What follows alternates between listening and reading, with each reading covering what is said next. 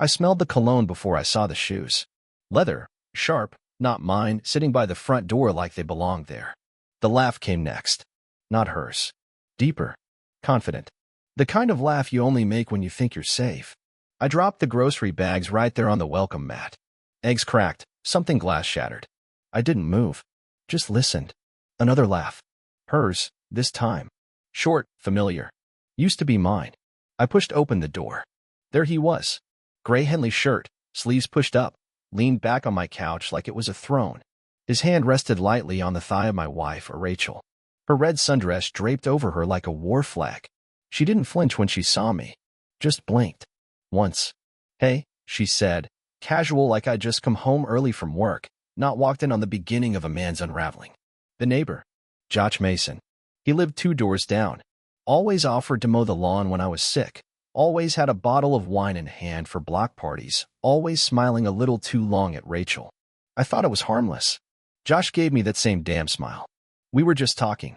I stepped in, closed the door behind me slow. Talking. He stood, not in a rush, not defensive. Look, David. Let's not make this a thing. Things happen. People connect. Rachel crossed her arms like she was waiting for a waiter to take her order.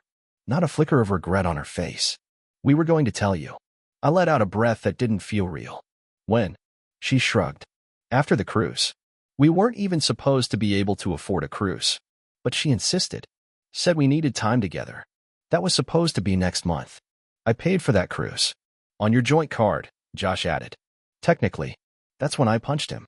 I don't remember pulling back. I don't remember the swing. Just the crunch. He hit the coffee table on the way down, knocked over a framed picture, our wedding photo. Glass scattered everywhere. He groaned, holding his nose. Rachel screamed, but not in panic. Just loud enough for the neighbors to hear. I looked down at him. You're done here. You think I'm the only one? He gasped, blood trailing from his lip. My heart stopped. I turned to Rachel. What's he talking about? She wouldn't meet my eyes. Instead, she looked at Josh like he was a kid who had spoken out of turn. You want to know? He spat, still on the floor. Ask your pal Glenn across the street. Or Mike. Hell, even Dennis the mailman. You ever wonder why he always stops to chat with your wife for 20 minutes? My vision tunneled. Rachel finally spoke. It didn't mean anything. I laughed. Actually laughed. The kind that comes out when your chest is cracking from the pressure and you've got nothing left but fumes. I picked up my phone and hit record. Pointed it right at Josh. Repeat what you said. He looked confused. Say it again. About the other husbands. He grinned through the blood. They'll deny it. I nodded. That's fine. You just made yourself very useful. Rachel's face paled. David, don't. I walked to the front door, opened it wide. Out. Both of you. She didn't move. I set out. Josh grabbed his shoes, muttered something under his breath. Rachel followed, heels clicking like gunshots on the porch. She turned at the bottom step. Where am I supposed to go? I stared down at her. You have a sister in Seattle, don't you? Go there. Or wherever they keep the women who think destroying a man's life is just another Tuesday. Then I closed the door. And locked it. The house felt like a museum after they left. Clean. Empty. Haunted. I sat on the edge of the couch, the same one Josh had made himself comfortable on, rubbing the dried blood off my knuckles with a dish towel. I didn't feel satisfied. I felt cheated. Like I'd walked into a movie halfway through and missed the part where my life stopped being mine. I didn't sleep that night. Just stared at the ceiling fan spinning like a thought I couldn't catch. By morning, I was done playing victim. If Josh wanted to talk big, I was going to make sure he backed it up. And if other men in this neighborhood were in the same sinking boat, then I wasn't alone. And if I wasn't alone, I wasn't just a fool. I was part of a pattern. I started with Glenn. Lives across the street. Retired Navy. Keeps his lawn edges sharper than most folks' marriages.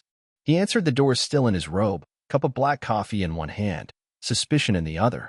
Hey, I said, casual. You know Josh Mason? He sipped. Guy with the fake smile and Range Rover? Yeah. Why? I stepped closer. He's sleeping with your wife? He didn't flinch. Didn't blink. Just lowered the coffee cup and looked me in the eye. He was. I exhaled. Jesus. Yeah, he muttered, stepping outside to join me on the porch. Caught him 2 months ago. Came home early from a fishing trip. Found his shoes under my bed and his mouth somewhere it didn't belong. She moved in with her sister. I didn't say much. Just let the trash take itself out. He paused. Guess you just found out, huh? I nodded. Welcome to the club. Mike was next. Then Dennis, the mailman. Then Curtis, the guy who runs the HOA. Same story. Different flavors. Josh had been working the whole block like it was his own personal reality show. Handsome. Charming. Always there to help. That kind of help that costs more than a neighbor's kindness should. By the end of the day, I had 6 names. 6 families. 6 marriages either ruined or hanging by a thread. The thing that got me most? Nobody had said anything. Not really. They swallowed it. Dealt with it behind closed doors. Not me. I wasn't going to let that man slink away with half the block's dignity in his back pocket. No way. The plan hit me when I saw the flyer. Neighborhood watch meeting, Tuesday at 7 p.m., Community Center. Perfect. That night, I typed up everything. Laid it out clean. No fluff. Just facts. Timeline. Addresses. Dates. Screenshots. I found Rachel's old text with Josh. Dug up emails from our shared laptop she forgot to delete. Even a selfie they took on my porch while I was working a night shift. I printed copies. Put him in a manila envelope. And I waited. Tuesday came. The community center was full, older couples, young families, a few teens pretending not to listen. Josh was there too, of course. Button-down shirt, fresh tan, chatting up one of the single moms like nothing had happened. When it was my turn to speak, I walked up slow. Calm. Folder in hand. Evening, everyone. I said into the mic, my name's David Wells. I live on Maple Drive. And I'd like to address something a little personal. Heads turned. Eyes focused. I opened the folder and held it up. This here is a list of families that have been impacted by a particular individual in this room. A man who's made it his personal hobby to dismantle marriages, sleep with other men's wives, and then smile like he belongs here. Gasps. A few whispers. Josh stopped mid-sentence and stared. Josh Mason, I said, slow. You've wrecked at least 6 homes on this block. Probably more. But we're done being quiet about it. He stood, puffed up his chest. You have no right. I have every right, I cut him off. Because you came into my house. Sat on my couch. Slept with my wife. And now you're doing it to other men's families. I handed copies of the folder to the block captain, to the HOA president, even to Mrs. Barton, who ran the local Facebook group like it was the Pentagon. Josh turned red. Then purple.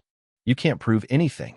Oh, but I can, I said, pulling out a flash drive. Texts, emails, photos, all time-stamped, all real. And everyone here is getting a copy. People started murmuring. Some stood. Some just stared. But the tone shifted hard. Eyes turned toward Josh like he was made of rot. You should leave, Josh, someone said from the back. You're not welcome here anymore. He tried to speak again, but the silence had become a wall he couldn't climb. He left, and that was the last time I saw him on Maple Drive. Later that night, I sat alone on the porch. Cold beer. Quiet breeze. For the first time in weeks, I could breathe. Rachel had called. Left a voicemail. Something about talking like adults. I deleted it. She was halfway across the country by then, with her sister. Good. Let her figure out who she really is without dragging my name through the dirt anymore. The neighborhood? It wasn't perfect. But it was mine again. And I wasn't the fool in the dark anymore. I was the one who turned on the lights. A week went by. No Josh. No red dresses floating through my doorway. No lies hanging in the air like old smoke. Just the hum of a mower next door, the occasional slam of a screen door, and silence. Peaceful, mostly. Then the mail came. Not bills. Not coupons. A letter. Handwritten. Seattle postmark. Rachel. I didn't open it right away. Just stared at my name on the envelope like it didn't belong to me anymore. Sat on it for a day, maybe 2. I wasn't scared.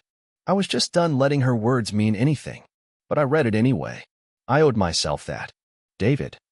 I've been doing a lot of thinking. You probably don't care, and I get that.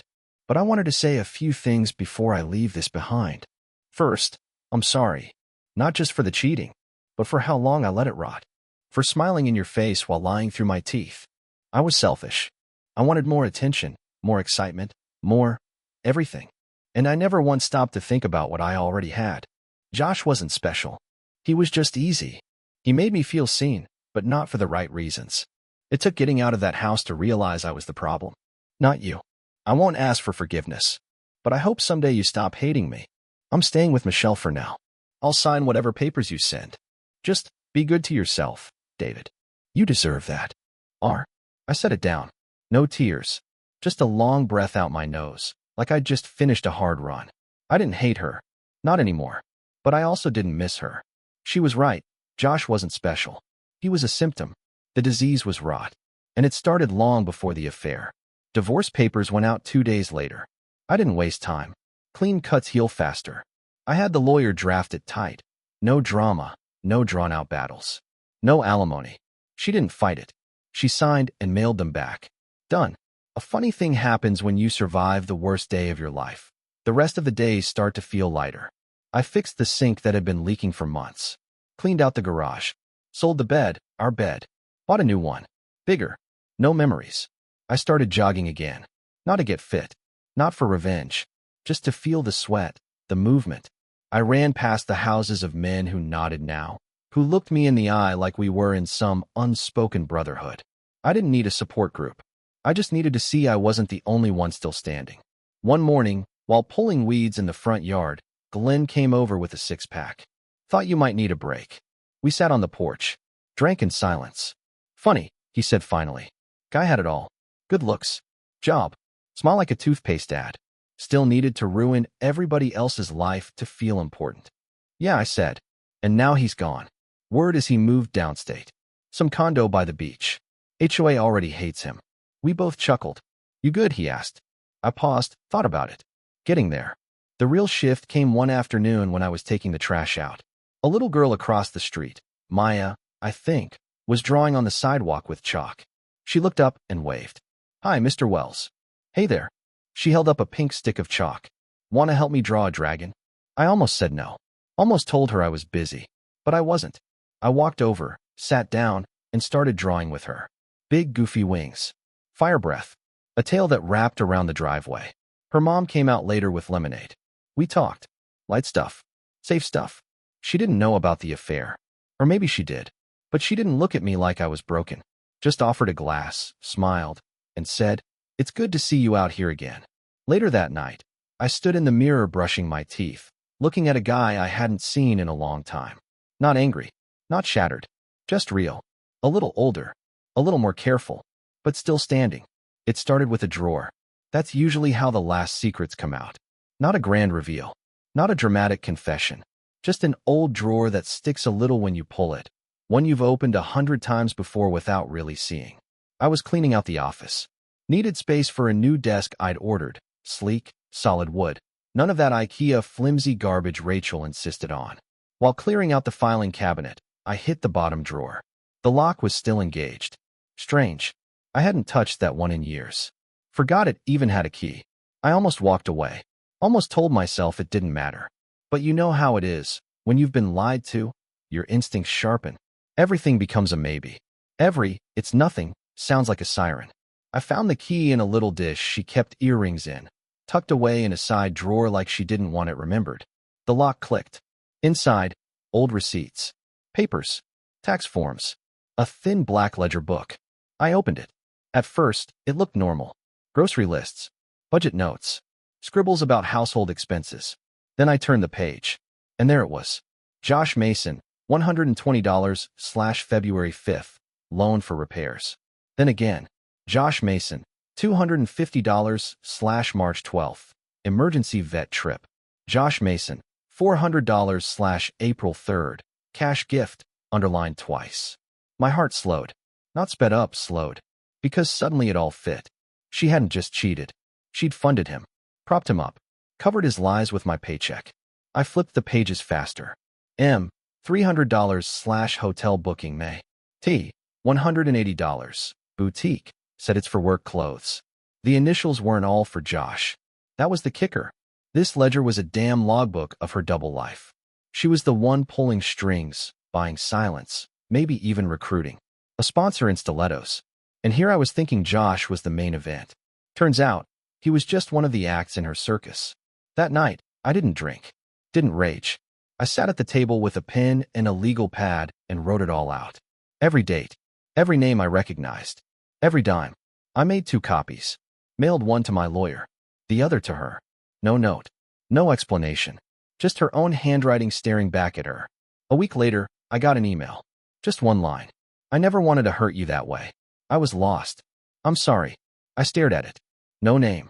No subject. Just that line. I hit delete.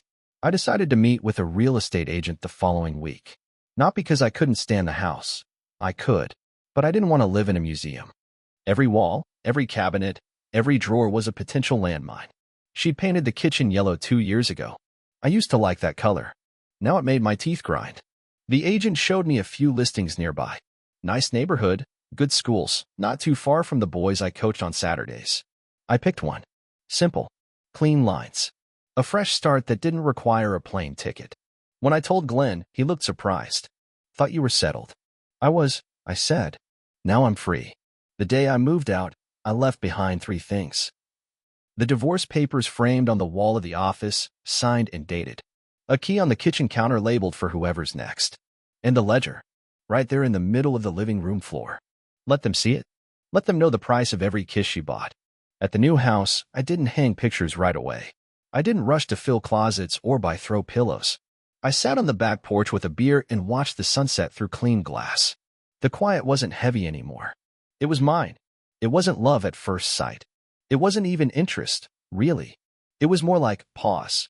Like that half second where your brain says, hey, that's different. Not better. Not dramatic. Just different. She was sitting by the window at Hal's Cafe, laptop open, earbuds in, bobbing her head like she was scoring a movie in her mind. Hair in a messy bun, paint on her jeans, coffee half full, not even touched. I was just grabbing a cup and killing time before a meeting with a contractor. The new house needed shelves. The old house had too many. Funny how that works. She looked up as I passed by, gave that kind of smile that isn't polite, it's real. Like she saw something familiar in me. I nodded back, kept walking, didn't think twice. Then I saw her again the next morning. Same spot, different shirt, same paint on the jeans. This time she waved. Hey, she said, popping out an earbud. You're back. I blinked. You remembered me? I remember faces. Yours looked like it hadn't smiled in a while. That hit harder than I expected. I stepped closer. I guess it hadn't. She patted the chair across from her. I'm Jordan. I sat. David. We talked for 20 minutes. Nothing serious. Just real. No small talk. No filters. She was an art teacher. Worked part-time at the community center. Said she liked mornings because they didn't ask for much. Nights were too loud. I told her I just moved to the east side. Gave her the vague, non-messy version of the truth. She didn't pry. Didn't have to. After the 3rd time we met there, she asked if I wanted to walk with her to the lake nearby. Just a path. A little air. I said yes. That walk? It wasn't magical. But it was easy. No landmines. No pretending. She asked what I used to do for fun. I didn't have an answer. That embarrassed me. You ever fix up old junk? She asked. I shrugged. I fixed a lawnmower last week. She grinned. Close enough. The next day, she showed up with a busted record player. Said it needed a man who wasn't afraid to take something broken and see if it could still sing. That one stuck with me. We didn't jump into anything. There were no candlelit dinners or dramatic confessions. Just a slow build. A conversation here. A shared coffee there. One afternoon, she painted something in my garage while I reorganized my tools. No pressure. No agenda. It was the first time since the affair that I felt like I wasn't performing. Not for a wife. Not for a neighbor. Not even for myself. Just being. A few weeks in, she asked me the question. So what happened? I was silent a long time. Then I told her. Not everything. But enough. Rachel. Josh. The neighborhood. The ledger. The letter. She didn't gasp.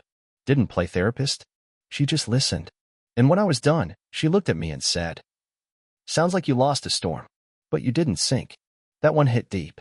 Because yeah, I hadn't sunk. I'd taken water. I'd listed. But I was still floating. Still charting new waters.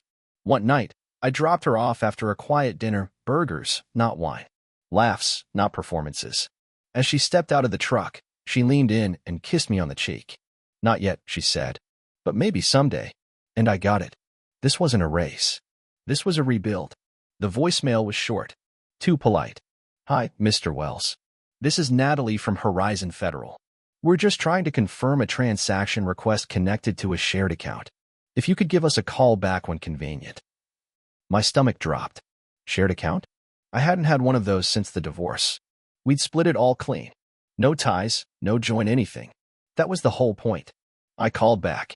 Thanks for getting back to us, Natalie said, chipper. We just had a flagged withdrawal attempt of $8,200 from an account ending in 4172. It was marked as co-owner authorized, but the co-owner is listed as Rachel Wells.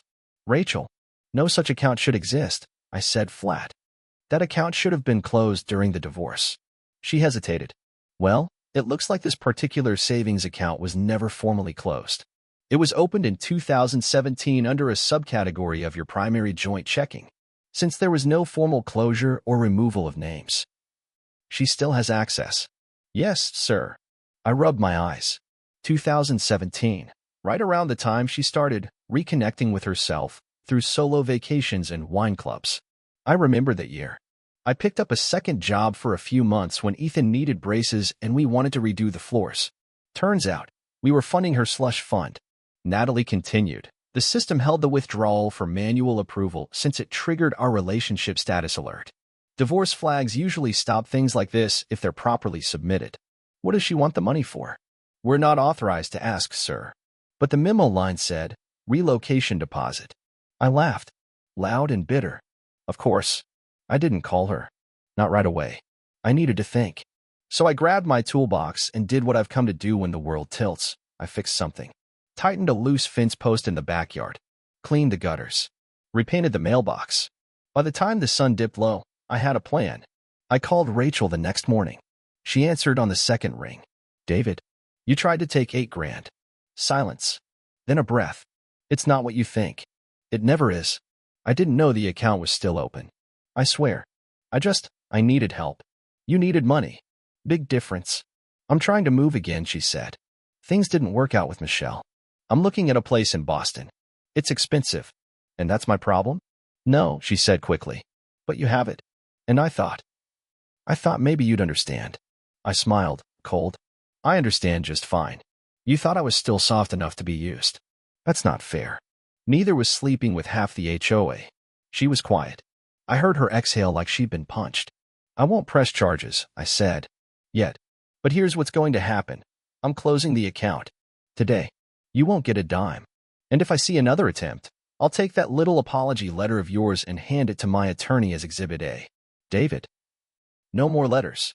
No more calls. No more sob stories.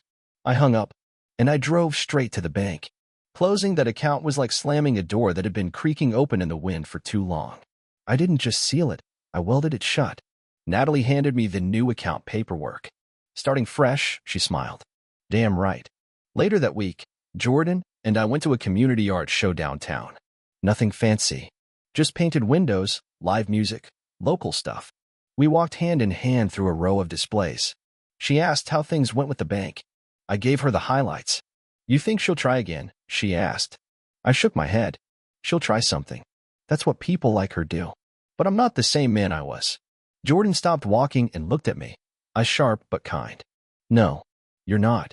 We stood there a minute longer, music floating in the background, people milling around us. And I realized something. You can survive betrayal. You can endure rage. But the real victory is not letting it make you small. I found the letter in a shoebox I hadn't touched since before the world tipped sideways. Wasn't even looking for it. Just cleaning out the last few things from the garage, old tax records, manuals for appliances I didn't own anymore. The box was buried under a coil of Christmas lights I should have thrown away 3 houses ago. Inside were pictures. Me and Rachel at the lake. Our dog, Max. A blurry Polaroid of our first apartment, where the water pressure sucked but the laughter came easy. And under that, the letter. The envelope was worn at the corners, name written in her handwriting. But the ink was different. Lighter. Older. Curiosity beat bitterness. I opened it. David. If you're reading this, it probably means I'm gone. Not like that. Just not in your life anymore. I wrote this after our second big fight. The one where I slept at Michelle's and you wouldn't answer my calls. Back then, I thought we could fix it. I thought distance would wake us both up. But part of me knew, even then, that I was already halfway out the door. I don't know why I keep messing things up. Maybe it's something broken in me. Maybe I wanted too much and gave too little. But I never stopped loving you. Not really. Even when I did what I did. If I ever vanish from your life for good, I want you to know, it wasn't all a lie. Some of those memories were real. At least for me. I hope they were for you too. And I hope one day you find someone who sees you the way I should have. Don't harden. Don't shrink. Just live. I read it twice. Then I sat there for a long time with my hands resting on my knees, feeling something I hadn't felt since the night I first heard her laugh across a bonfire 20 years ago. Sadness. Not rage. Not betrayal. Just that ache that settles into your bones when you remember what could have been and accept what actually was. Later that night, I brought the letter out to the fire pit in the backyard. Jordan was there. She didn't ask why, just handed me the lighter. I held it for a moment, then I dropped it in. It caught slow, curled at the corners, turned black and orange and gone. Forgiveness is a weird thing. You don't give it because they deserve it. You give it because you do. That night, I slept through till morning. No dreams, no racing pulse, just sleep. A week later, I saw the old neighborhood again. Took a wrong turn on the way to Home Depot and found myself back on Maple Drive. Josh's old place had a for sale sign. Fresh mulch out front, new shutters. A young couple was unloading a baby seat from a hatchback. Happy, clueless. I didn't stop, didn't wave. I just drove past. And I smiled. Because it was no longer my story. No longer my problem. There was no parade. No sunrise epiphany. Just a Tuesday. I was sipping black coffee on the porch of my new place, listening to the world stretch itself awake, birds, a lawnmower in the distance, a dog barking like it had a point to prove. That's when it hit me. I wasn't waiting anymore. Not for her to call. Not for answers. Not even for that pain in my chest to finally let go, because it already had. Quietly. Without asking permission. I'd survived the hit. Rebuilt the wreck. And somehow, in the middle of it all, I found my feet again. 3 months had passed since I torched that letter in the fire pit. 2 since Jordan painted me a canvas that said, "Build, don't bury." She didn't ask me to hang it.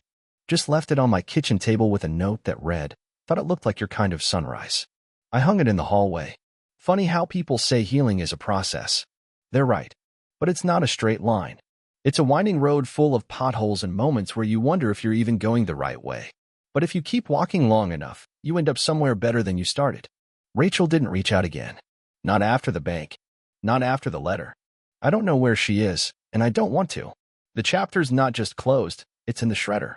Josh? Last I heard, he got run out of his new neighborhood after a woman caught him texting her sister. Some people don't change. They just run out of places to hide. But I didn't care. Because revenge might light the match, but peace is what gets you through the night. One Saturday morning, I was helping Jordan set up an art booth downtown. Just a fold-out table and some acrylics. Nothing fancy. A guy from the crowd pointed to one of her canvases. It was a rough, gray house. Storm clouds over it. Broken window. But one window was glowing yellow. Bright. Warm. That's powerful, he said. Is that hope? Jordan glanced at me. That's survival. He nodded. Looks like it lived through something. It did. Later, Jordan leaned against my truck as we packed up. You ever think about what you'd say if you saw her again? I thought for a second. Yeah. And I'd say thank you. She raised an eyebrow. I shrugged. She broke me. But she didn't end me. There's a difference. The sun was going down as we pulled out of the lot, that golden hour light stretching long shadows across the asphalt. I looked over at her. Wind in her hair. Paint still on her knuckles. This time, I didn't feel like a man with something to prove. I felt like a man who came out the other side, hands dirty, heart intact, and ready for the next chapter. That's it. That's the story of how I lost a wife, exposed a fraud, kicked betrayal right in the teeth, and found something better than revenge, freedom. Not because I forgot, but because I refused to carry it one day longer than I had to. So yeah, I'm still standing. And I ain't going back.